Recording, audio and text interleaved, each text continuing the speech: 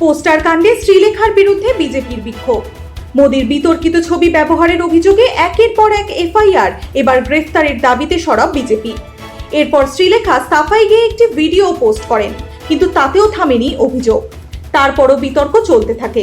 বিভিন্ন বিজেপি নেতা নেত্রীরা এর বিপক্ষে কথা বলেছেন। এ ধরনের কাজ সমর্থনযোগ্য নয়। আর এরই মধ্যে শ্রীলেখার বিরুদ্ধে আরও এক অভিযোগ দায়ের করলেন বিজেপির মহিলা নেত্রী অনুশ্রী ঘরামি রাজারহাট থানায়। এসএফআই এবং বাদবাকি ডিএসও বাদবাকিরাও যেভাবে রাস্তায় নেমেছিল এবং সেখানে আপনারা দেখেছেন যে প্রধানমন্ত্রী নরেন্দ্র মোদীজির বিকৃত ছবি বিভিন্নভাবে, সেই ছবির আকারেই হোক, মুখের ভাষাতে হোক, অশ্রাব্য গালিগালাজ করে, যেরকম ভাবে দেশের প্রধানমন্ত্রী কোনো ব্যক্তি দলের প্রধানমন্ত্রী না, দেশের প্রধানমন্ত্রী প্রত্যেকটা ব্যক্তির প্রধানমন্ত্রী।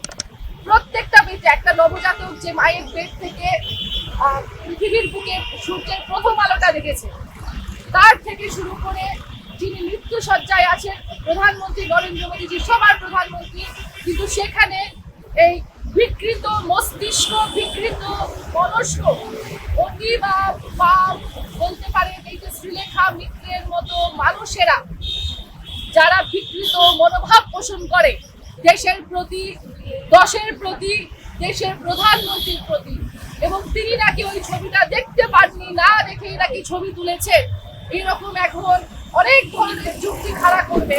সুতরাং এরকম মানুষ যতদিন সমাজে ঘুরে বেড়াবে, এরকম প্রাণী, এরকম নর্দমার কীটেরা যতদিন সমাজে ঘুরে বেড়াবে, তত আমাদের সমাজের, আমাদের আগামী প্রজন্মের, আমাদের বাচ্চাদের অমঙ্গল। ইমিডিয়েটলি শ্রীলেখা মিত্রের বিরুদ্ধে যেন অ্যাকশন নেওয়া হয় এবং তাকে যেন শ্রীঘরে পাঠানো হয় বা মানসিক রোগীদের হাসপাতালে যেন পাঠানো হয়, যেন সে সুস্থ হয়ে ফিরে আসতে পারে। সেই জন্য আমরা এই ব্যবস্থাটা নিতে এসেছি।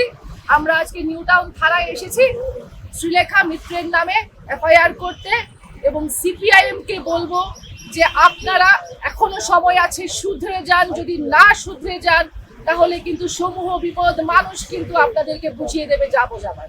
দেশের শত্রু দশের শত্রু সিপিআইএম বাকু সেকু, দেশের শত্রু দশের শত্রু সিপিআইএম